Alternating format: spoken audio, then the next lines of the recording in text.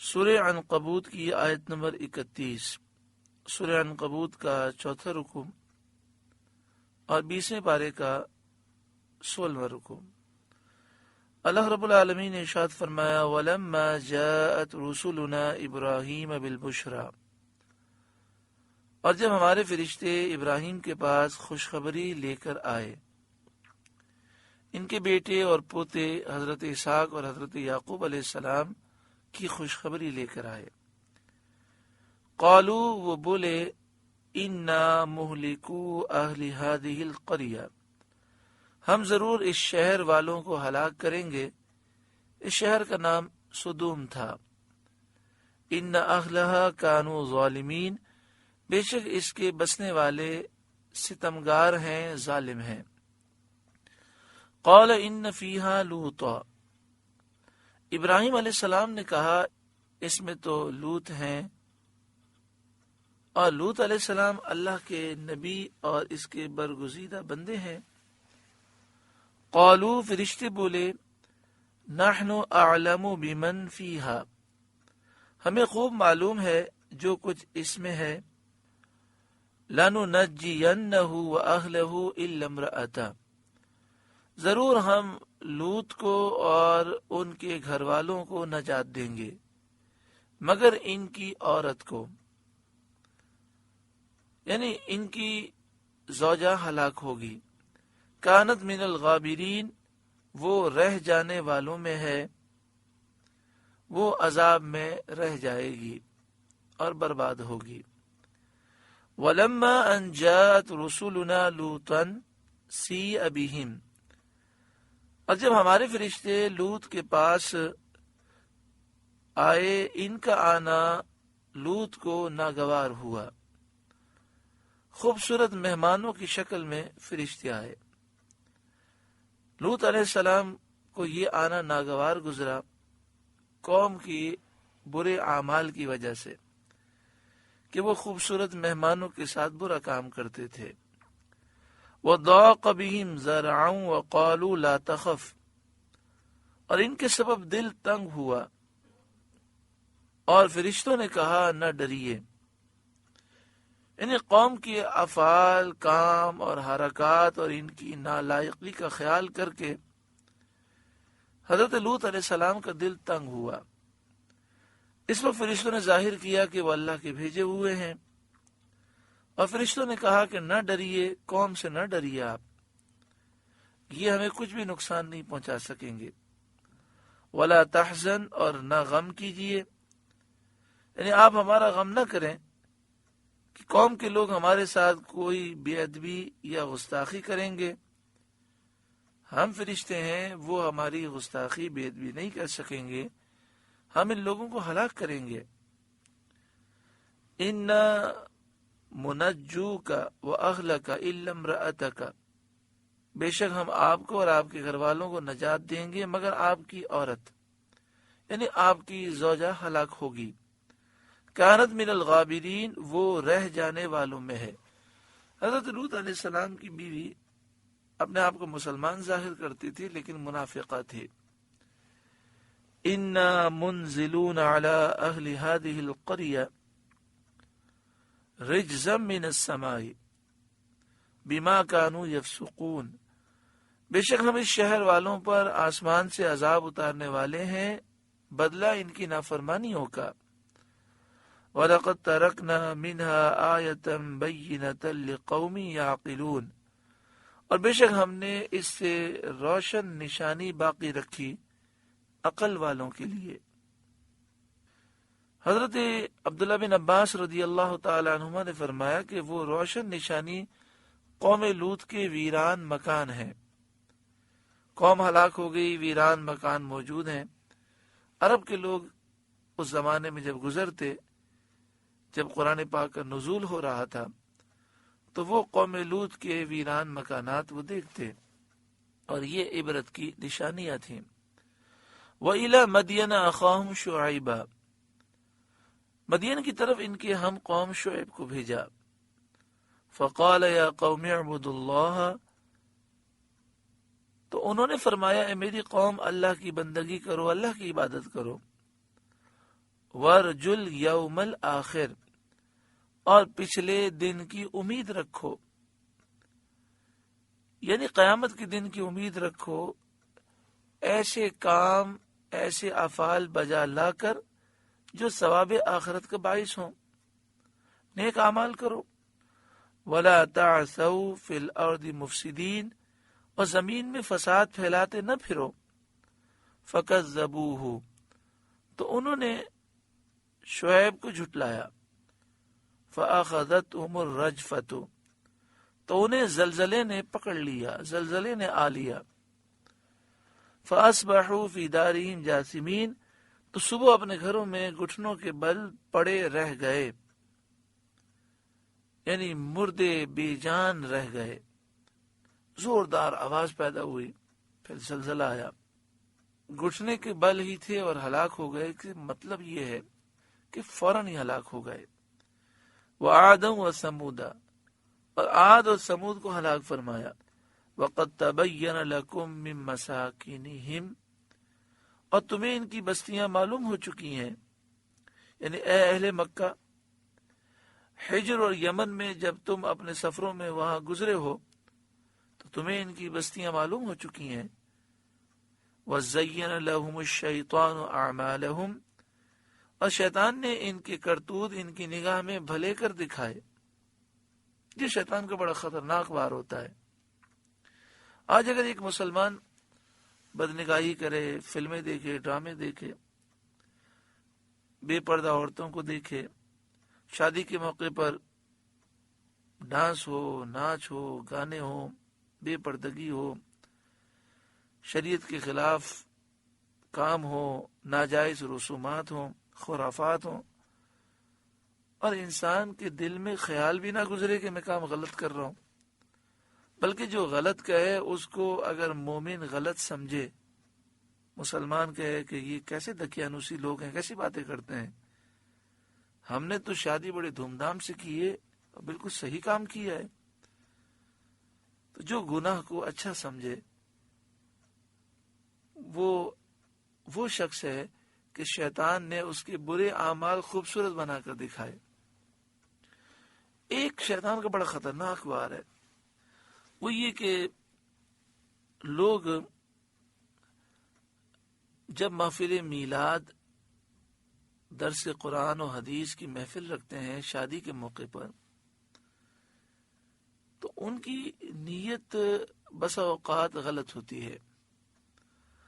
وہ کہتے ہیں کہ بس ایک محفل رکھ لیں جس میں ہم حضور کی نعتیں سن لیں، حمد سن لیں، قرآن پاک کی تلاوت سن لیں، ایک قرآن خوانی ہو جائے، ایک درس قرآن ہو جائے، تو ہم نے بہت بڑا کمال کر دیا۔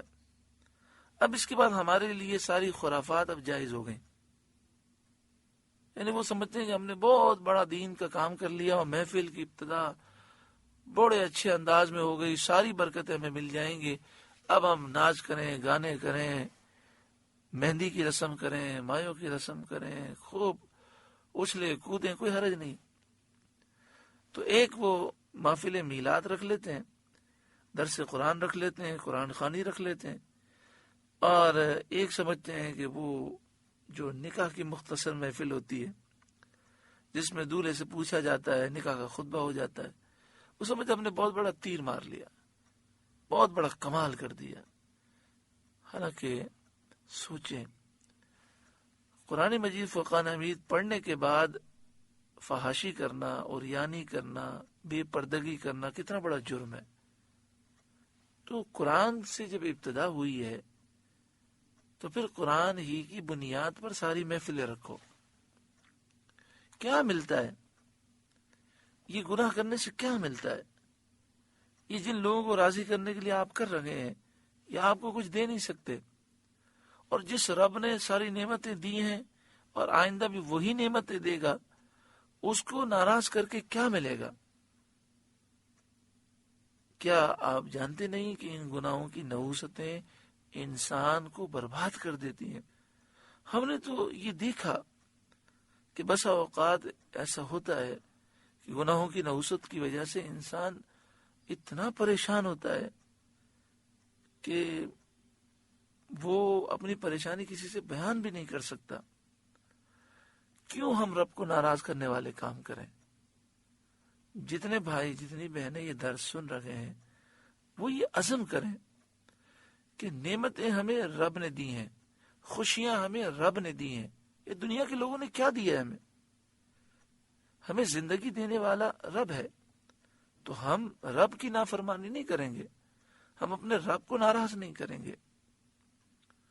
وَزَيَّنَ لَهُمُ الشَّيْطَانُ أَعْمَالَهُمْ، اور شیطان نے ان کے کرتوت ان کی نگاہ میں بھلے کر دکھائے، مزین کر دیے، خوبصورت کر دیے، یہ برائی کو اچھا سمجھنے لگے. فَصَدَّهُمْ عَنِ السَّبِيلِ، اور انہیں سیدھے راستے سے شیطان نے روکا. وَكَانُوا مُسْتَبْصِرِينَ، اور انہیں سوچتا تھا، وہ صاحب عقل تھے، حق اور باطل میں تمیز کر سکتے تھے، لیکن انہوں نے عقل و انصاف سے کام نہ لیا. آج بات چلی شادی کی رسومات کی، تو یہ بھی عرض کر دوں کہ آپ اپنے ضمیر سے بتائیں کہ دولہے کا عورتوں میں جانا اور اسٹیج پر عورت کے ساتھ بیٹھنا اور ساتھ میں دولہے کے دوستوں کا بھی جانا اور اس طرح فوٹو کھنچوانا، موویاں بنانا، کیا شریعت اس بات کی اجازت دیتی ہے؟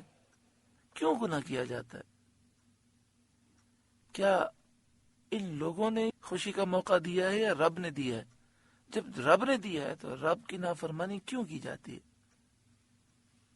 اللہ تبارک و تعالی کرم فرمائے اور تمام ان خرافات سے امت کو نجات عطا فرمائے. نبی اکرم صلی اللہ علیہ وآلہ وسلم نے ارشاد فرمایا کہ بنی اسرائیل کے علماء پہلے برائیوں سے روکتے تھے، نیکی کا حکم دیتے تھے، پھر انہوں نے روکنا چھوڑ دیا اور برائیوں میں بیٹھنا شروع کر دیا. پھر بنی اسرائیل کے علماء کے دل بھی برے لوگوں کی طرح ہو گئے، اللہ نے ان سب کو تباہ فرمایا. پھر آپ صلی اللہ علیہ وآلہ وسلم نے فرمایا میری امت کے علماء کو ایسا نہیں کرنا، یعنی علماء حق بیان کریں، برائی سے روکیں، اور جس محفل میں، جس شادی میں بے پردگی ہو، گانے بج رہے ہوں، میوزک بج رہے ہوں، جہاں اس طرح کی خرافات ہوں، جو علماء ہیں، جو مشائخ ہیں، جو مذہبی لوگ ہیں، ان کے لیے تو جانا بڑا سخت گناہ ہے کہ انہیں دیکھ کر گناہ گاروں کا حوصلہ بلند ہوتا ہے، کیونکہ وہ قوم کے مقتدی ہیں. تو ایسے لوگوں کو تو ایسی محفلوں کا بائیکاٹ کرنا چاہیے اور مذمت کرنی چاہیے اور باقاعدہ کہیں کہ ہم نہیں آئیں گے، آپ میوزک بجا رہے ہیں، ارے یہ بے پردگی ہے، ہم کیسے بیٹھ سکتے ہیں؟ اللہ تبارک و تعالی ہر ایک پر کرم فرمائے اور ہر ایک کو دین کی سمجھ عطا فرمائے. جب علماء، مشائخ اور مذہبی لوگ ہی برائیوں میں جا کر بیٹھ جائیں، گانے سن رہے ہیں، موسیقی سن رہے ہیں، بلکہ نعوذ باللہ من ذالک بڑا افسوس ہوتا ہے، لوگ بتاتے ہیں کہ جو فنکشن ہوتا ہے ڈانس کا، اسٹیج پر لڑکیاں ڈانس کر رہی ہوتی ہیں اور مذہبی لوگ ماشاءاللہ داڑھی شریف بھی ہے، نمازی بھی ہیں، پیشانی پر سجدے کا نشان بھی ہے، بیٹھے ہوئے، ہاں آپس میں باتیں کر رہے ہوتے ہیں، یار کیا کر رہے ہیں، دیکھیں یہ نہیں کرنا چاہیے، کتنی غلط بات ہے. لیکن شریعت ہمیں یہ حکم دیتی ہے کہ جہاں برائی ہو رہی ہے روک سکتے ہیں تو روکیں، ورنہ اٹھ کر چلے جائیں. اللہ تعالی ہر ایک کو شریعت پر عمل کرنے کی توفیق عطا فرمائے. وَقَارُونَ وَفِرْعَوْنَ وَحَامَانَ، اور قارون اور فرعون اور حامان کو اللہ تعالی نے ہلاک فرمایا. وَلَقَدْ جَاءَهُمْ مُوسَى بِالْبَيِّنَاتِ، اور بے شک ان کے پاس موسیٰ روشن نشانیاں لے کر آئے. فَاسْتَكْبَرُوا فِي الْأَرْضِ، تو انہوں نے زمین میں تکبر کیا. وَمَا كَانُوا سَابِقِينَ، اور وہ ہم سے نکل جانے والے نہ تھے کہ ہمارے عذاب سے بچ سکتے. فَكُلًّا أَخَذْنَا بِذَنبِهِ، تو ان میں ہر ایک کو ہم نے اس کے گناہ پر پکڑا. فَمِنْهُمْ مَنْ أَرْسَلْنَا عَلَيْهِ حَاصِبًا، تو ان میں ہم نے کسی پر پتھراؤ بھیجا، اور وہ قوم لوط تھی جن کو چھوٹے چھوٹے سنگریزوں پتھروں سے ہلاک کیا گیا جو تیز ہوا سے ان پر لگتے تھے. وَمِنْهُمْ مَنْ أَخَذَتْهُ الصَّيْحَةُ، اور ان میں کسی کو چنگار زوردار آواز نے آ لیا، پکڑ لیا. یعنی قوم سمود ہولناک آواز کے عذاب سے ہلاک کی گئی. وَمِنْهُمْ مَنْ خَسَفْنَا بِهِ الْأَرْضَ، اور ان میں کسی کو زمین میں دھسا دیا، یعنی قارون اور اس کے ساتھیوں کو. وَمِنْهُمْ مَنْ أَغْرَقْنَا، اور ان میں کسی کو ڈبو دیا، جیسے قوم نوح کو اور فرعون کو اور اس کی قوم کو.